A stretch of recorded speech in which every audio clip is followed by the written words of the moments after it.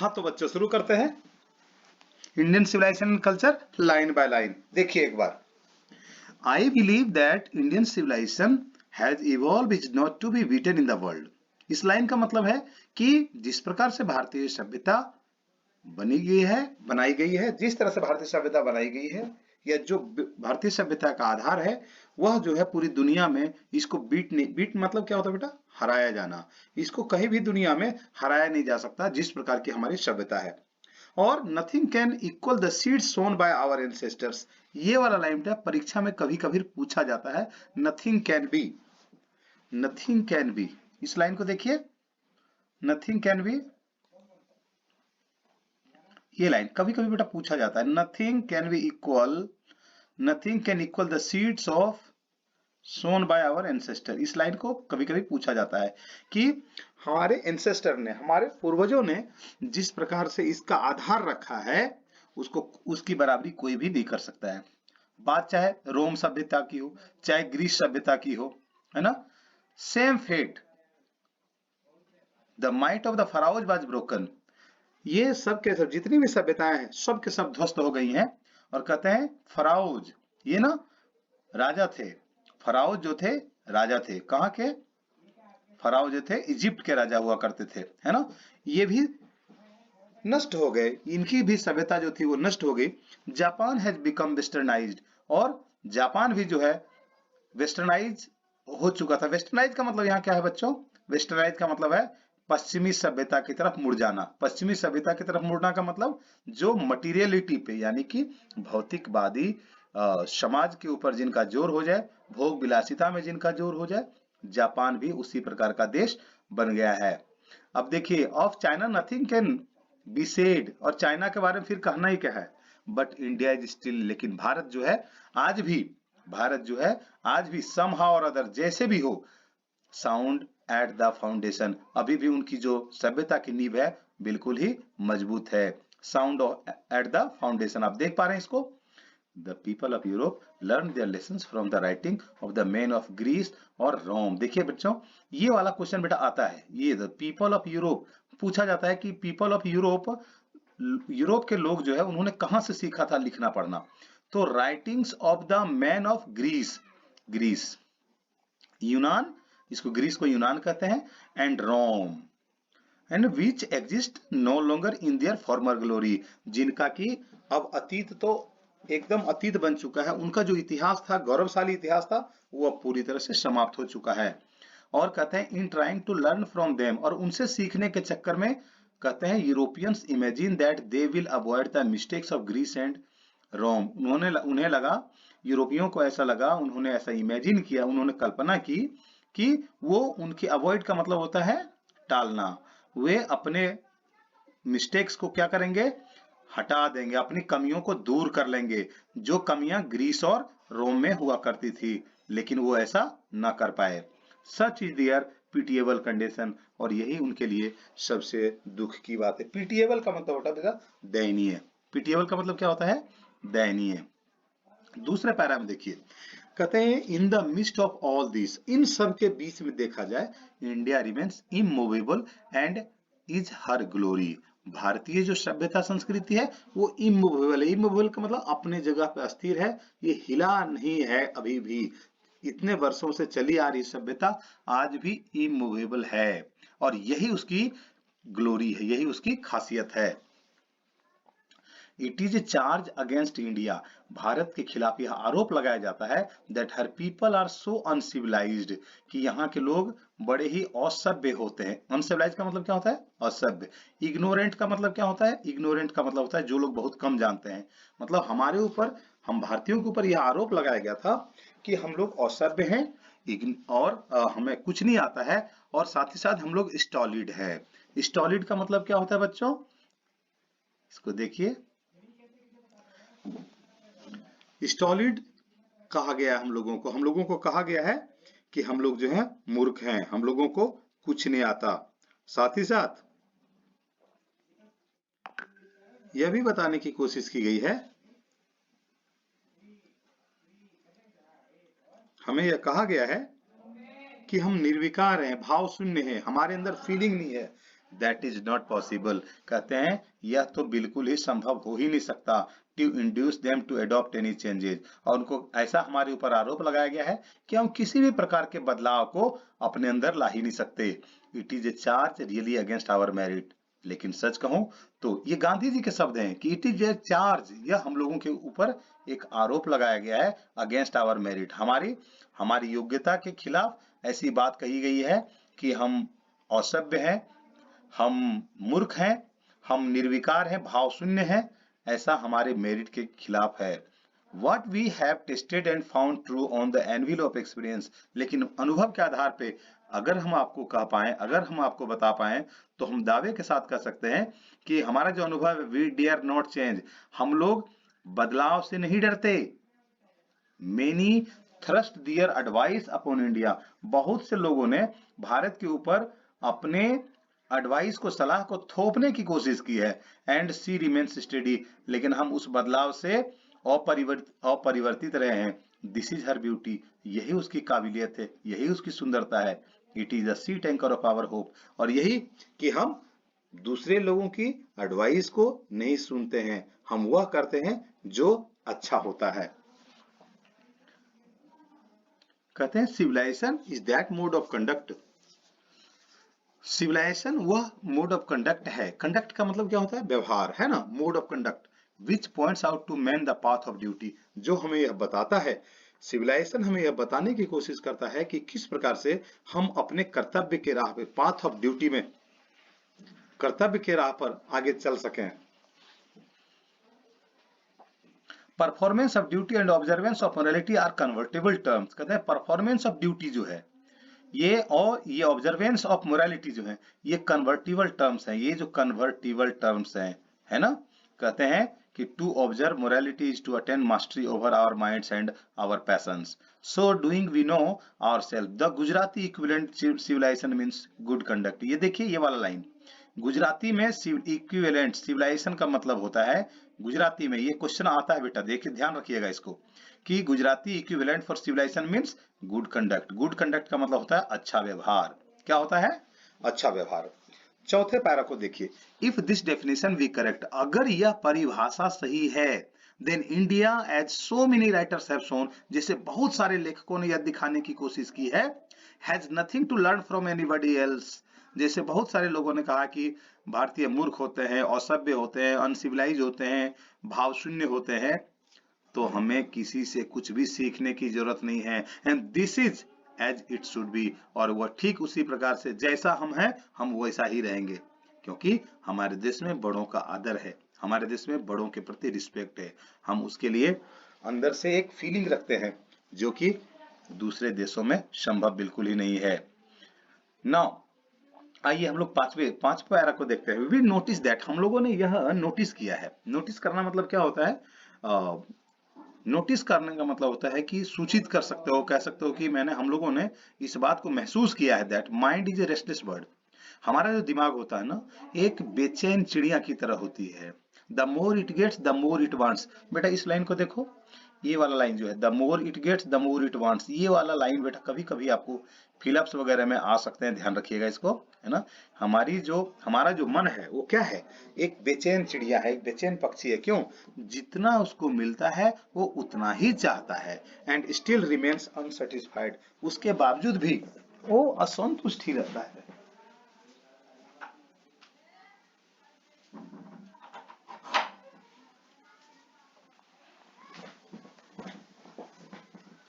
तो आगे देखिए, कहते हैं कि हमारा जो मन है वो क्या है? रेस्टलेस बर्ड है। ये वाला क्वेश्चन भी बेटा कभी कभी दिखेगा। और mind is a dash bird, वो रहेगा नहीं, रेस्टलेस बर्ड रहेगा, उसमें ऑप्शन दे देगा बर्ड, उसके साथ दे देगा एनिमल, फिर दे देगा मैन, कुछ भी दे सकता है ना। तो आप ध्यान रखिएगा, हमारा मन जो है रेस्टलेस बर्ड की तरह होता है। जितना उसे मिलता है उतना ही वो लेना चाहता है, पाना चाहता है। कहते हैं कि the more we indulge in our passions, हम जितने अपने काम में होते हैं। इंडल्ज का मतलब क्या होता है बेटा? इन्वॉल्व होना। इंडल्ज का मतलब क्या होता है? इन्वॉल्व होना। Our passions the more unbridled they become, वो उतना ही अनब्राइडल्ड हो जाते हैं। अब अनब्राइडल्ड का मतलब क्या होता है बच्चों? अनब्राइडल्ड का मतलब क्या होता है? अनब्राइडल्ड का मतलब क्या होता है? In Hindi, you would say निरंकुश. इसका मतलब होता है निरंकुश हो जाते हैं, है ना? निरंकुश हो जाता है हमारा मन। दे बिकम आवर एंसेस्टर, और हमारे जो पूर्वज थे, एंसेस्टर का मतलब होता है हमारे पूर्वज, हमारे पुरखे, हमारे दादा परदादा। Therefore set a limit to our intelligence, इसलिए उन्होंने कहा कि आप किसी चीज में बहुत ज्यादा ना घुसें, ज्यादा अपने आप को इन्वॉल्व ना करें। दे saw that the happiness was largely a mental condition. ये वाला लाइन बेटा आपको कभी दिख सकता है परीक्षा में। हैप्पीनेस जो है वो सिर्फ एक हमारी मेंटल कंडीशन है। क्या है ये? मेंटल कंडीशन है, सिर्फ हमारी मानसिक सोच है और कुछ भी नहीं है। A man is not necessarily happy because he rich. और ये देखा गया है कि जिसके पास ज्यादा धन होगा वो व्यक्ति हैप्पी होगा, बिल्कुल नहीं। या वो गरीब हो, अनहैप्पी हो क्योंकि वह जो है पुअर है, ऐसा बिल्कुल नहीं होता।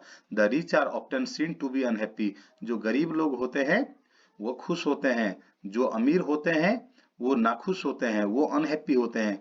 Millions will always live remain poor. बहुत से लोग अभी भी गरीब हैं बच्चों। Observing all this our ancestor dissuaded. Our ancestor कहते हैं कि इन सब को देखते हुए हमारे जो पूर्वज थे वे ना डिस्वेडेड थे। What is the meaning of डिस्वेडेड?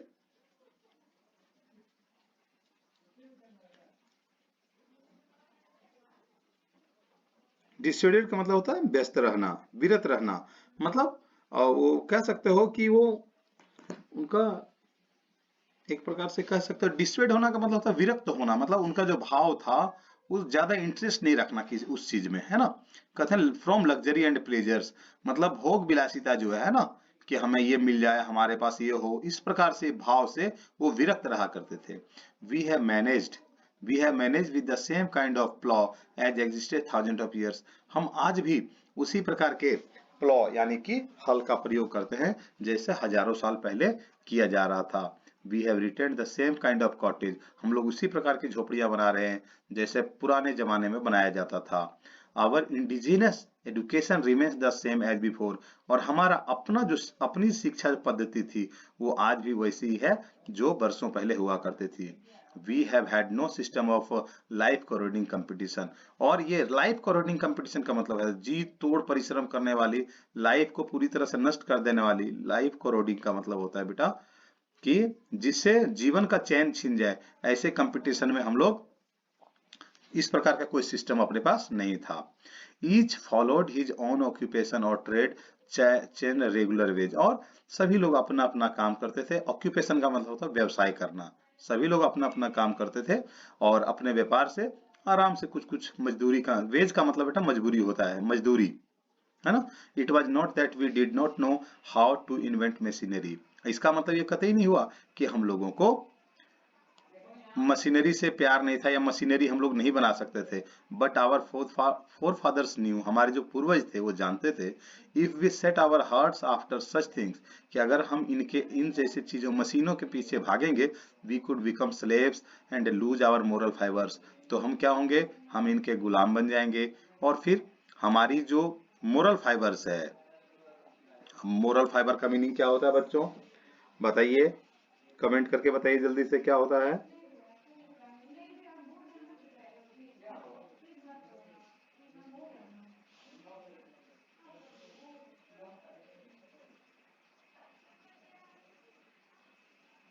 Moral fibre का मतलब होता है कि कठिन परिस्थितियों में भी आ, अच्छे सामर्थ्य के साथ काम करना, है ना? तो इसको कहते हैं moral fibre. They therefore after due deliberation decided that we should only do what we could with our hands and feet, कि हम लोग अपने हाथ और पैरों से कितना कुछ कर सकते हैं इस पे भरोसा जताने की कोशिश करते थे।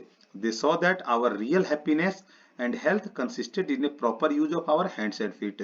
ये वाला लाइन बेटा ध्यान रखिएगा, इस लाइन को कभी कभी आप परीक्षाओं में देख सकते हो, है ना? अपने हाथ और पैरों का हम लोग कितना, मतलब यहाँ पर हैंड्स एंड फीट का मतलब ये ना समझिए कि हाथ और पैर, इसका मतलब हम शारीरिक रूप से कितना उस पर काम कर पाते हैं। दे further reasoned that large cities were snare and useless encumbrance। इन्होंने कहा कि जो बड़े बड़े शहर होते हैं, ये स्नेयर देख रहे हैं ना आप, और ये इनकम्बरेंस देख रहे हैं ना, का मतलब है एक जाल होता है। ये जो बड़े बड़े शहर है ना, एक कहते हैं कि लोगों को कैद करने का एक जाल है। That people would not be happy in them, वहां रह के कोई भी लोग खुश नहीं रह सकते हैं। That there would be gangs of thieves, और वहां तो चोरों लुटेरों का भी दल हुआ करता है। रॉबर्स, प्रोस्टिट्यूशंस एंड वाइस फ्लरिशिंग, बुराइयां जितनी भी हो सकती है। देख रहे हैं वाइस फ्लरिश का मतलब है बुराइयां तेजी से फैलने वाले शहरों में गलत सलत सारे काम आप देख सकते हो आराम से, है ना। जैसे यहाँ देखिए रॉबरी, गैंग्स ऑफ रॉबर्स, ठगों का दल, डकैतों का दल, प्रोस्टिट्यूशन वेश्यावृत्ति का काम होता है ना। In them and that poor man would be robbed by rich man. यहाँ पर इस लाइन को समझिए, जो पुअर मैन है वुड बी रॉब्ड, जो गरीब आदमी है उनको अमीर आदमी के द्वारा लूटा जा रहा है। अब कहोगे सर कैसे लूटा जा रहा है? अब जैसे कोई गरीब है, बीमार पड़ता है, वो इलाज के लिए जाता है, देखते हो उनसे डॉक्टर अनाप शनाप चार्जेस करते हैं, उनका मेडिकल चेकअप के नाम पे हजारों रुपया लूटते हैं। अब सेठ साहूकार हैं, वो भी उनको अलग अलग प्रकार से उसका एक्सप्लॉयटेशन करते हैं, है ना। तो इसीलिए our our forefathers, our जो फोर फादर्स है, यानी दे का मतलब यहाँ क्या हुआ, हमारे पूर्वज, वर सेटिस्फाइड विद स्मॉल विलेज। ये वाला क्वेश्चन टर्म बेटा आता है, दिख जाता है आपको, है ना। स्मॉल विलेज, वो सेटिस्फाइड थे छोटे गांवों से।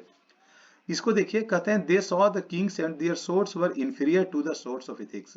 उन्होंने देखा कि राजा और राजा की जो तलवारें हैं वो इंफीरियर है। इंफीरियर का मतलब छोटी हैं, किसके सामने, to the source of ethics, हमारे नैतिक मूल्यों से राजा की तलवारें, है ना। राजा की जो तलवार है हमारे नैतिक तलवार से वो छोटी पड़ जाती हैं। And they therefore held the sovereign of the earth to be inferior to the rishis, कहते हैं therefore इसलिए held the sovereign of the earth to be inferior to the rishis and the fakirs। और आपको तो पता ही है अपना देश ऋषियों और फकीरों का देश है, जो मोरली बहुत ज्यादा पवित्र माने जाते हैं नैतिक रूप से। और nation that is constitution like this, ऐसा देश जहां पे संविधान हो, is fitter to teach other than to learn from others, जिसमें यह चीज बताई जाती है, is fitter to teach others, दूसरों को पढ़ाना, then to learn from others, बल्कि दूसरों से सीखने की जो भावना होती है ना, उसमें कॉन्स्टिट्यूशन है, जिसमें कि हम फिटर टू टीच अदर्स, दूसरों को सिखाने का प्रयास करते हैं, then to learn from them, from others.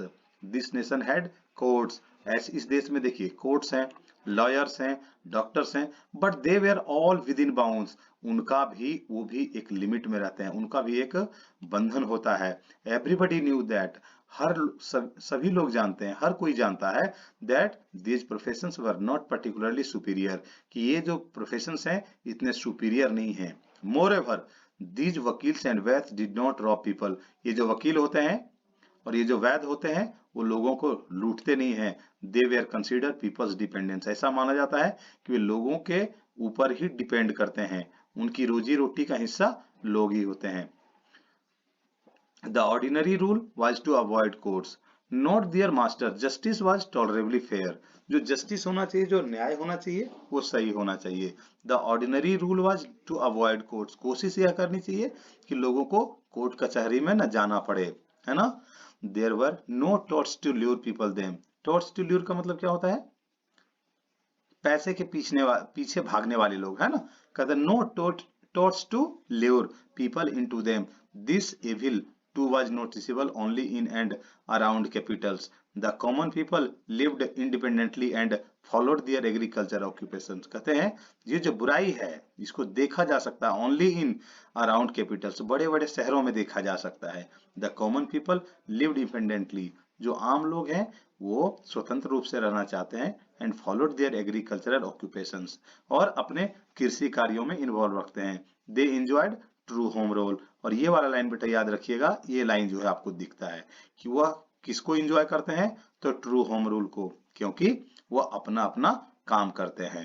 ठीक है, तो यह पार्ट 2 आपका समाप्त हुआ। अब हम मिलते हैं तीसरे के साथ।